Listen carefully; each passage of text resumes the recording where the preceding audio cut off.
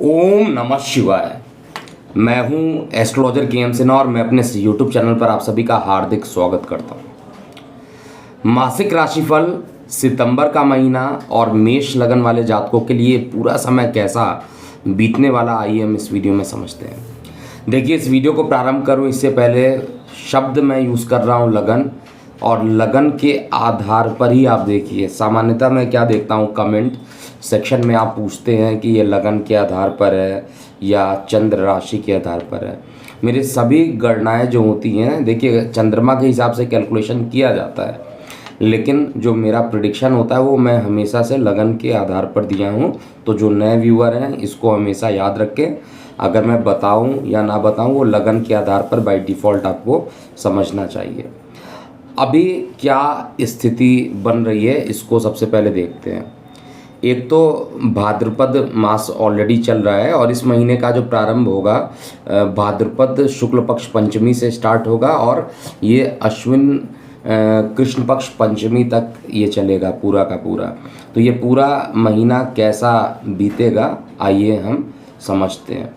सबसे पहले बात करें कि जो राशि परिवर्तन हो रहा है वो 10 सितंबर को सबसे पहला राशि परिवर्तन, उससे पहले 31 अगस्त को ही शुक्र का राशि परिवर्तन हो जाएगा। शुक्र जो वर्तमान में पूरे अगस्त में कर्क राशि में गोचर कर रहे थे, अब वो सिंह राशि में चले जाएंगे और लगभग आप ये मान के चलिए पूरे महीने ये सिंह राशि में रहेंगे। 24 तारीख के आसपास का जो डेट होगा, 24 सितंबर, उसके आसपास ये राशि परिवर्तन करेंगे। और इसके अलावा सूर्य का राशि परिवर्तन जो होगा, सिंह राशि में थे, स्वगृही थे, अब ये कन्या राशि में चले जाएंगे। कन्या राशि में 17 सितंबर को इनका राशि परिवर्तन होगा। 10 सितंबर को जो बुध ग्रह हैं वो वक्री हो जाएंगे। सबसे पहला जो राशि परिवर्तन होगा वो 10 सितंबर को होगा, जिसमें बुध ग्रह अपनी उच्च राशि में ऑलरेडी उपस्थित है। अब ये वक्री हो जाएंगे और वक्री होने पर मैं बोला बहुत ज़्यादा परेशान होने की ज़रूरत नहीं है। जब भी कोई ग्रह वक्री होते हैं 3 गुना ज़्यादा उसका प्रभाव होता है, क्योंकि पहले वो मार्गी चलते हैं, फिर वो वक्री होते हैं और फिर वो मार्गी हो जाते हैं। तो एक ही पॉइंट पर देखिए 3 गुना ज़्यादा प्रभाव देखने को मिलेगा। वक्री ग्रह काफ़ी शक्तिशाली हो जाते हैं। तो यहाँ पर बुध देवता वक्री रहेंगे और ये पूरे महीने लगभग बुध देवता जो रहेंगे वो कन्या में ही रहेंगे। सूर्य के साथ बुध की युति 17 तारीख से हो जाएगी और सूर्य बुध शुक्र की जो युति होगी वो 24 सितंबर से होगी। इसके अलावा देखा जाए तो इस महीने त्यौहार हैं, बहुत फेस्टिवल्स आपको देखने को मिलेगा। और ये जो फेस्टिवल्स होंगे, सबसे पहले जो मैंने नोट किया हुआ है 9 तारीख को, यानी भाद्रपद मास की जो चतुर्दशी पड़ेगी उसमें अनंत चतुर्दशी मनाया जाएगा।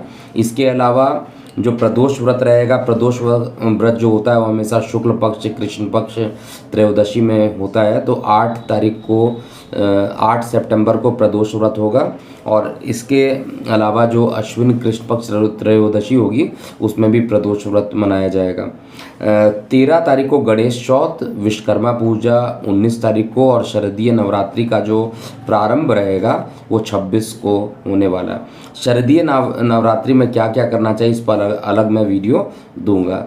इसी बीच मैं ट्रैवलिंग पे भी रहूँगा और जिनको भी अपने पर्सनल कंसल्टेशन लेने हैं वो नीचे जो डिस्प्ले में फ्लैश हो रहा है आप उसमें अपने कंसल्टेशन को बुक कर सकते हैं, या हमारे वेबसाइट पे जाइए www.kundliexpert.com, वहाँ से आप बुक कर सकते हैं, या हमारे जो नंबर लिखे हुए हैं 9818318303 इस पर कॉल करके अपॉइंटमेंट आप बुक कर सकते हैं, या फॉलोअप जिनके हैं वो बुक कर सकते हैं।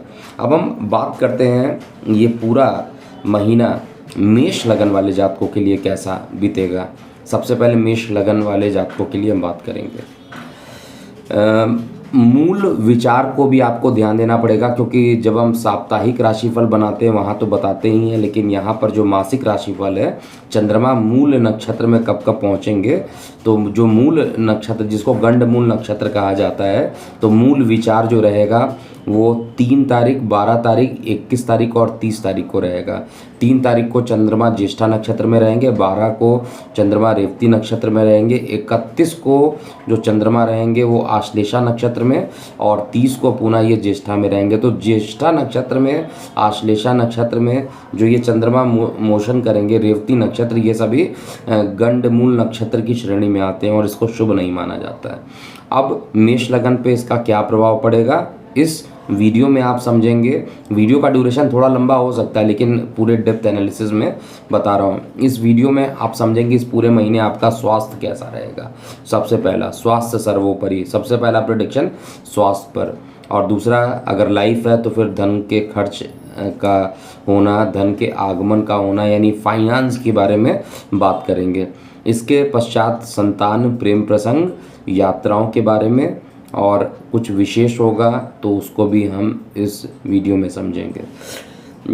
कुछ डेट आप लोग नोट ज़रूर कीजिएगा। जब चंद्रमा 6वें, 8वें या 12वें में रहेंगे तो चंद्रमा आपके सुख स्थान के मालिक होते हैं, और जो राशिफल होता है वो चंद्रमा के मोशन के आधार पर होता है। तो लगन के रिस्पेक्ट में 6वें में जाएंगे, 8वें में जाएंगे, 12वें में जाएंगे तो थोड़ा परेशानी उत्पन्न करेंगे। और ये जो डेट रहेगा स्टार्टिंग का 3 अगस्त, 4 अगस्त जो चंद्रमा रहेंगे 8वें घर में रहेंगे, अर्थात वृश्चिक में रहेंगे, नीच के रहेंगे, लेकिन इनका नीच भंग जो रहेगा मंगल करेगा।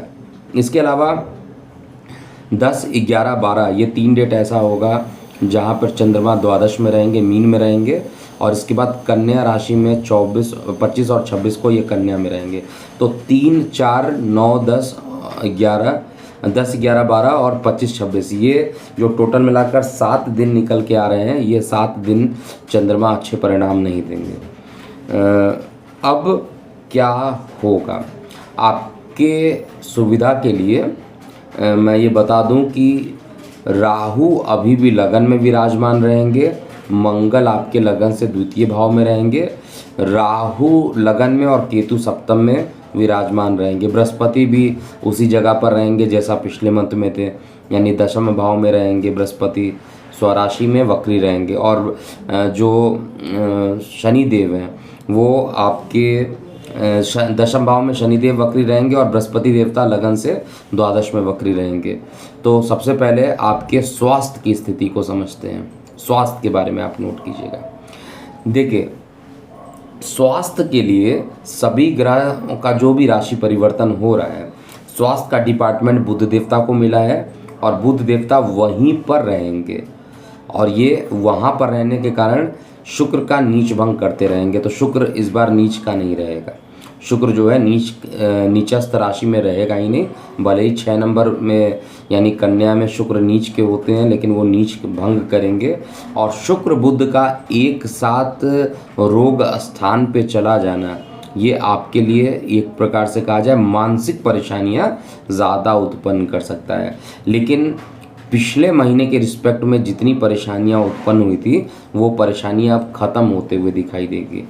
आपके लिए कहा जाए तो हर एस्पेक्ट से कहा जाए तो स्वास्थ्य सही रहने वाला है।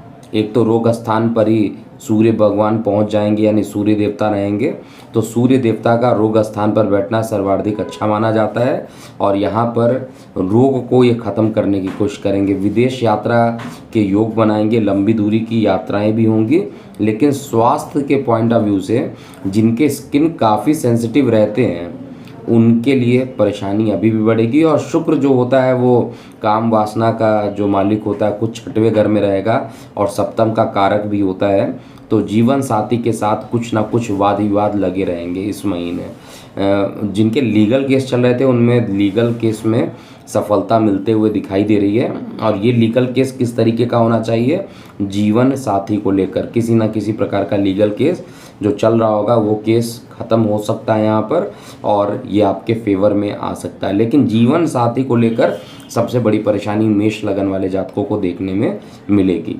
मेष लगन वाले जातक कितना भी प्रयास कर ले, कितना भी आप कोशिश कर लीजिए, पार्टनरशिप में अगर कोई काम करते हैं, बिजनेस करते हैं, वहाँ पर कुछ विवाद होने की संभावना रहेगी। उसका 2 रीज़न है। एक तो जो सप्तमेश है वो रोग स्थान पर बैठा है, सप्तम का जो कारक है वो भी रोग स्थान पर बैठा, और सप्तम में पृथककारी केतु बैठा हुआ है जो कि बिल्कुल अच्छा नहीं है। तो हर तरीके से कहा जाए पार्टनरशिप के लिए सावधानी बरतिए। पार्टनरशिप में चाहे आपके जीवन साथी की बात किया जाए, चाहे बिजनेस पार्टनर की बात किया जाए, कुछ ना कुछ परेशानी लगातार लगी रहने वाली है। तो उसके कारण मानसिक तनाव आपको ज़्यादा रहेगा। शरीर में किसी प्रकार की बहुत बड़ी बीमारी हो ऐसा नहीं देख रहा हूँ, लेकिन जिनको यूरिन से ज़्यादा इन्फेक्शन रहता है, किडनी की परेशानी रहती है, अगर महिलाएं हैं तो उनको अगर गायनों की प्रॉब्लम रहती है, इस महीने थोड़ा सा बढ़ सकता है, क्योंकि महीने के प्रारंभ में ही शुक्र का राशि परिवर्तन होकर पंचम में जाएगा। वहाँ तो बहुत ज़्यादा परेशानी नहीं करेगा, लेकिन 24 तारीख के बाद यानी महीने का जो अंत होगा उस समय गाइनो रिलेटेड प्रॉब्लम महिलाओं के लिए बढ़ेंगी, और बाकी लोगों के लिए जो है वो शुक्र संबंधित यानी यूरिन इन्फेक्शन हो जाना, किडनी में किसी प्रकार की अगर प्रॉब्लम ज़्यादा चल रही थी तो वो प्रॉब्लम यहाँ पर बनेगा। एक चीज़ तो कन्फर्म है, चाहे वो कोई भी लगन हो, गोचर में सूर्य शुक्र की युति 24 तारीख तक रहेगी, और ये युति पारिवारिक जीवन में कुछ ना कुछ प्रॉब्लम करने वाली है। अब डिपेंड करता है कि लगन कौन सा है, लेकिन फिर भी प्रत्येक लगन में सूर्य शुक्र की जो युति होती है वो जीवन साथी के साथ विवाद की स्थिति उत्पन्न करती है। तो स्वास्थ्य की स्थिति देखा जाए तो हर टाइम जो रहने वाला है सामान्य से अच्छा स्वास्थ्य रहेगा, लेकिन कुछ डेट ऑलरेडी आप नोट कर लीजिए, 3 तारीख, 4 तारीख, इसके अलावा 10, 11, 12 और 25, 26 जो ये 7 दिन मैं बताया हूँ, इन 7 दिनों में स्वास्थ्य को लेकर कुछ ना कुछ परेशानी होना, अकस्मात खर्च का बढ़ जाना, किसी बात को लेकर ज़्यादा ही टेंशन कर लेना, ब्लड प्रेशर का फ्लक्चुएट करना, ये सब सारी चीज़ें इस दिनों में रहेगी। इसके अलावा जो डेट बच रहे हैं उन दिनों आपकी जो तबीयत रहेगी वो अच्छी रहने वाली, यानी स्वास्थ्य बेहतर रहेगा। थोड़ा स्किन में इन्फेक्शन होगा, घबराने की ज़रूरत नहीं है, थोड़ी बहुत मेडिसिन ले लेंगे वो सही हो जाएगा।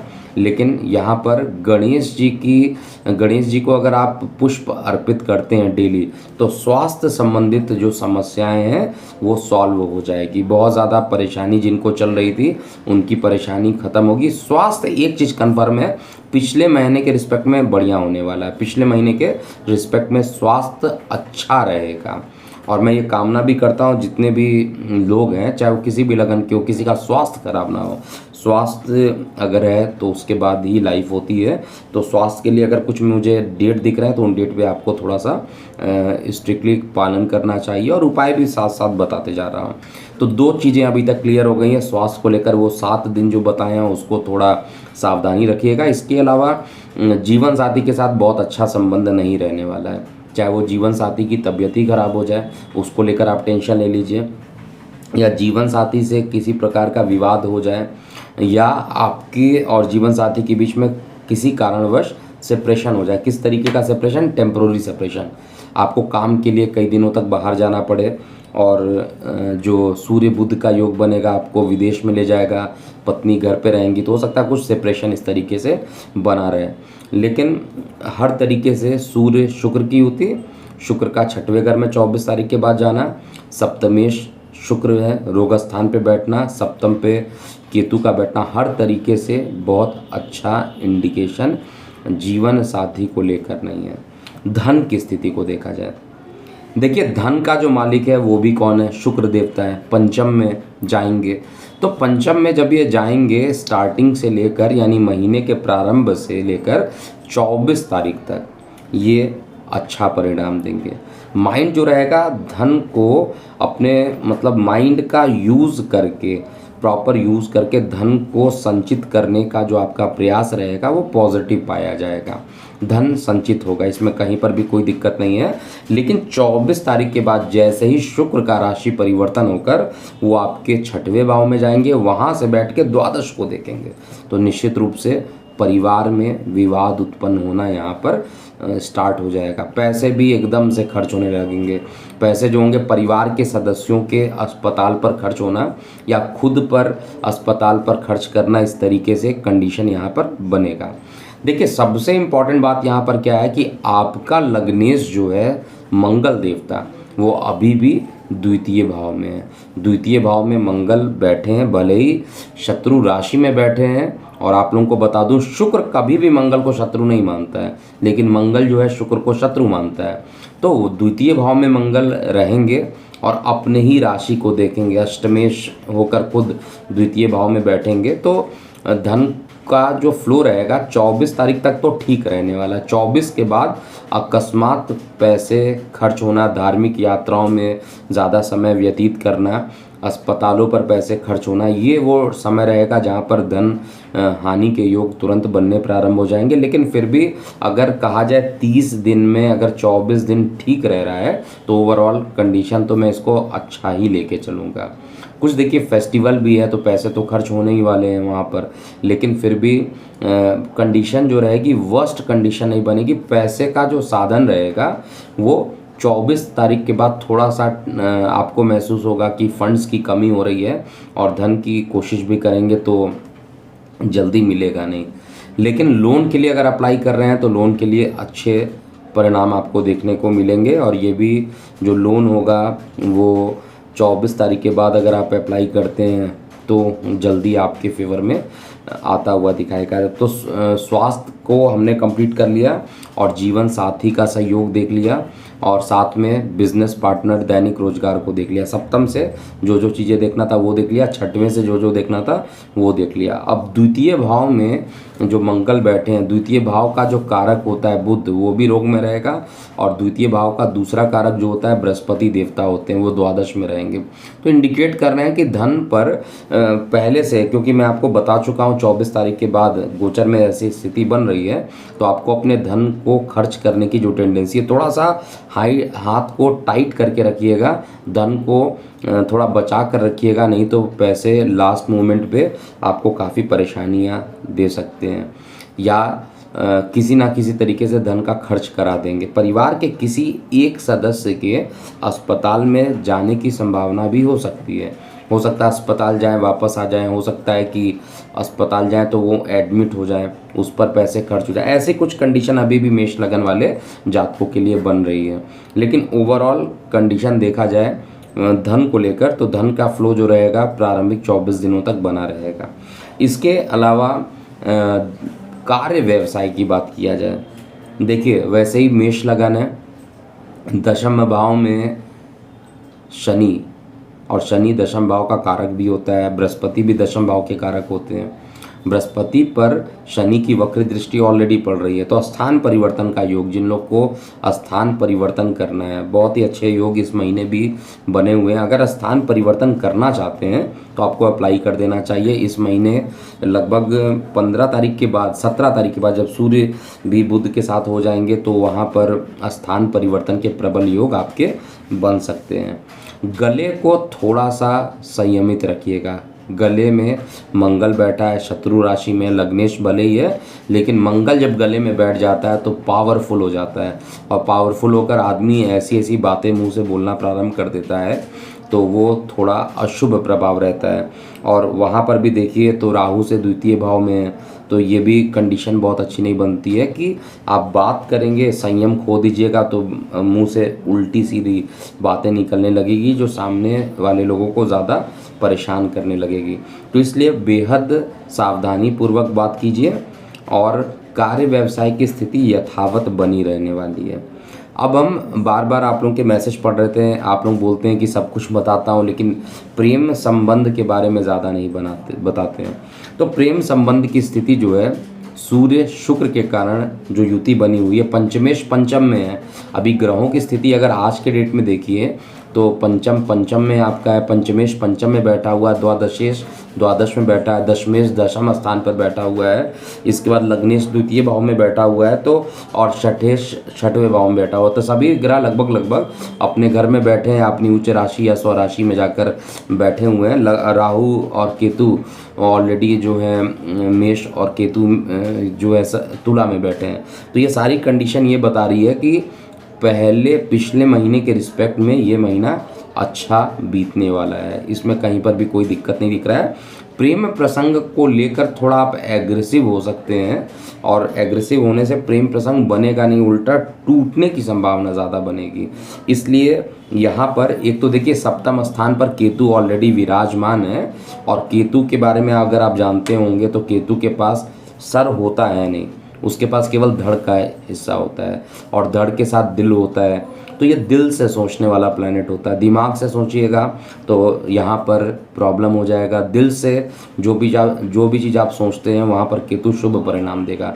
जितना ज़्यादा आप दिमाग यूज़ करेंगे उतना ज़्यादा परेशानी यहाँ पर बढ़नी प्रारंभ हो जाएगी। तो सूर्य शुक्र की जो ये युति बनी हुई है प्रेम संबंधों के लिए बहुत अच्छी स्थिति नहीं बनी है। और ये 24 तारीख के बाद ये जो पंचमेश का जो कारक है, ऑलरेडी पंचम का जो कारक है बृहस्पति देव आपके 12th हाउस में गोचर कर रहे हैं और आपके जो पंचम स्थान पर शुक्र बैठे हैं वो भी रोग का स्थान पे चले जाएंगे। तो 24 तारीख के बाद तगड़ा ब्रेकअप होना, तगड़ी परेशानी उत्पन्न होना, जिसके कारण भी मानसिक तनाव उत्पन्न होगा। जिनकी विवाह नहीं हुए हैं उनके लिए थोड़ी परेशानियों का अभी भी कंडीशन बन रहा है, क्योंकि जीवन साथी के पक्ष को लेकर, चाहे जैसे आप वैवाहिक हैं तो जीवन साथी आपके होंगे, लेकिन जब आप अविवाहित कहते हैं तो उस समय प्रेम प्रसंग को ज़्यादा देखा जाता है। तो प्रेम प्रसंग में भी सूर्य पंचम में बैठा है तो एग्रेसिव प्लैनेट, क्रूर ग्रह होता है, तो थोड़ा सा यहाँ पे परेशान करेगा। लेकिन जिनकी जो गर्भवती महिलाएं हैं यहाँ पर अच्छे परिणाम दे देगा सूर्य, क्योंकि पंचम का सूर्य जो होता है सामान्यता खराब देता है, लेकिन अपने ही घर में हो, मूल त्रिकोण में हो या उच्च राशि में हो तो अच्छा परिणाम दे देता है। तो अपने ही घर में है इसलिए अच्छा रहेगा। तो प्रेम प्रसंग में थोड़ा उतार चढ़ाव ज़्यादा देखने को मिलेगा और गले का जो मंगल है अगर वायु गुरु गई तो और ज़्यादा परेशानी उत्पन्न करेगा। इसके बाद हम बात करते हैं क्या इस महीने आप वाहन खरीद सकते हैं, प्रॉपर्टी में इन्वेस्टमेंट कर सकते हैं या नहीं कर सकते हैं। तो देखिए चंद्रमा की जो स्थिति, क्योंकि प्रॉपर्टी का मालिक चंद्रमा है, चतुर्थ भाव का जो कारक है वो भी चंद्रमा है और ये लगातार मूव करता रहता है। तो कुछ दिन काफ़ी अच्छे हो रहे हैं जब चंद्रमा मकर में रहेंगे, जब चंद्रमा आपके कुंभ में रहेंगे, जब चंद्रमा मिथुन में रहेंगे। आप साप्ताहिक राशिफल को फॉलो करेंगे तो आपको पता चलता रहेगा कब कब आप इन्वेस्ट कर सकते हैं। लेकिन जब भी चंद्रमा मकर में, कुंभ में, धनु में और मिथुन में रहेंगे आपके लिए अच्छा रिजल्ट देंगे। कर्क का भी चंद्रमा आपके लिए सर्वाधिक अच्छा रिजल्ट देगा। लेकिन वही डेट मैं बार बार बता रहा हूँ, 3, 4, 10, 11, 12 और 25, 26 ये वो डेट रहेंगे जहाँ पर परेशानियाँ उत्पन्न होंगी। उस समय किसी प्रकार का कोई बड़ा निवेश नहीं करना चाहिए।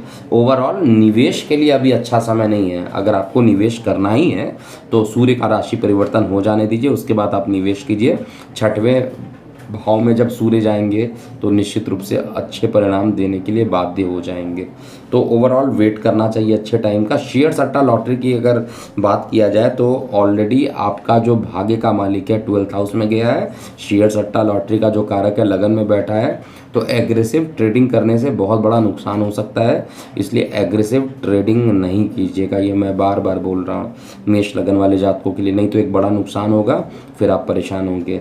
एग्जैक्ट क्या होगा उसके लिए साप्ताहिक राशिफल में इन सभी को मैं इंक्लूड कर देता हूँ। लेकिन ये पूरा महीने का अगर सारांश निकाला जाए, अगर कहा जाए एक लाइन में बोलिए कि ये पूरा कैसा मेष लगन वाले जातकों के लिए ये समय रहेगा, तो मैं एक चीज़ तो कन्फर्म हूँ कि स्वास्थ्य में जो उतार चढ़ाव हैं वो कुछ दिन कंटिन्यू रहेंगे। विशेष रूप से जो 7 दिन बताया हूँ उसमें स्वास्थ्य पिछले महीने से अच्छा होगा। लेकिन ऑलरेडी जिनको किडनी की परेशानी, और किडनी की परेशानी एक दिन की होती नहीं है, तो जिनको किडनी से रिलेटेड परेशानी है वो लंबी परेशानी है। यूरिन में इन्फेक्शन अकस्मात हो जाए वो टेम्प्रोरी हो सकता है, तो ये इस तरीके की परेशानी हो सकती है। स्किन सेंसिटिव हो सकता है। जीवन साथी के साथ किसी न किसी बात को लेकर मानसिक तनाव ले लेंगे। प्रेम प्रसंग चल रहे हैं तो उसमें भी किसी प्रकार का तनाव ले सकते हैं। तो शारीरिक रूप से कम और मानसिक रूप से ज़्यादा परेशान करने वाला ये महीना हो सकता है। लेकिन धन की स्थिति अच्छी रहेगी। 30 दिन में कम से कम 24 दिन तो धन की स्थिति अच्छी रहेगी। 24 तारीख के बाद धन की स्थिति अकस्मात कमज़ोर होती रहेगी और अपने फाइनेंस को आपको मेंटेन करना चाहिए। बड़ा निवेश करना हो तो आपको सूर्य के राशि परिवर्तन अर्थात 17 तारीख के बाद आपको निवेश कर देना चाहिए। इसके अलावा जो अष्टम में मंगल की दृष्टि पड़ रही है, अपने घर पे पड़ रही है, तो परेशानियां अगर उत्पन्न भी होती है तो लग्नेश जब भी अष्टम को देखता है और अपने घर को देख रहा है, सबसे बड़ी चीज़ है, अगर अपने घर को देखता है लग्नेश तो वो अच्छा परिणाम देगा। अष्टम में भी देख रहा है तो आयु को बढ़ाने का काम करेगा। आयु का मतलब है कि परेशानियां को ख़त्म कर देना। आयु किसकी कितनी है गोचर कभी नहीं डिफाइन करता है। तो यहाँ पर जब आयु पर जाकर पड़ेगा, अर्थात आपकी जितनी परेशानियाँ, वही लग्नेश जो शत्रु राशि में बैठे हुए हैं, जो आपके गले को काफ़ी एग्रेसिव कर सकते हैं, परिवार में अकस्मात कुछ परेशानी उत्पन्न कर सकते हैं, वही लग्नेश इन परेशानियों को कमज़ोर भी कर लेंगे। अब परेशानी कमज़ोर होगा तो परिवार में खुशियाँ रहेंगी। ओवरऑल कहा जाए तो उपाय क्या कर लेना चाहिए, सबसे पहले तो है 3, 4, 10, 11, 12 और 25, 26 का जो डेट बताया हूँ, जब चंद्रमा 6, 8वें, 12वें में रहेंगे, इन सभी डेट में कोई नया काम नहीं करेंगे। गणेश जी को आपको पुष्प अर्पित करना चाहिए।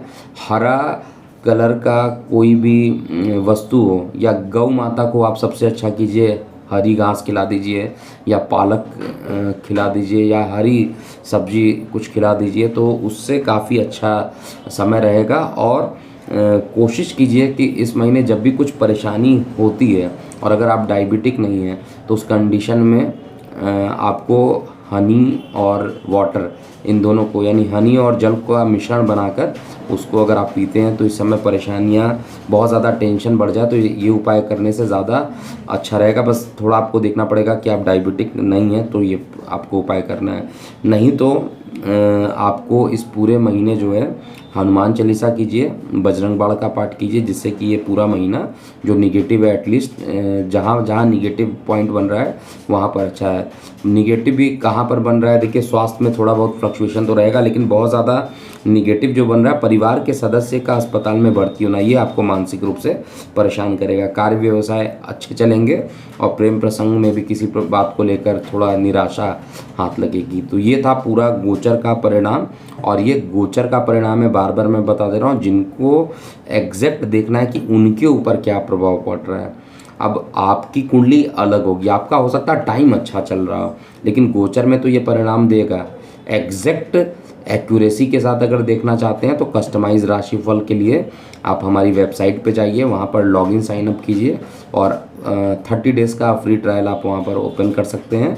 और जिनको कंसल्टेशन लेना है वो नीचे नंबर फ्लैश कर रहा है, नीचे डेट फ्लैश कर रहे हैं, जिन जिन जगह पर पर्सनल मैं जाऊँगा और पर्सनल कंसल्टेशन लेना है तो आप वहाँ पर अपने अपॉइंटमेंट्स को बुक कर सकते हैं। अभी के लिए इतना ही। मैं हूँ एस्ट्रोलॉजर के एम सिन्हा। ओम नमः शिवाय।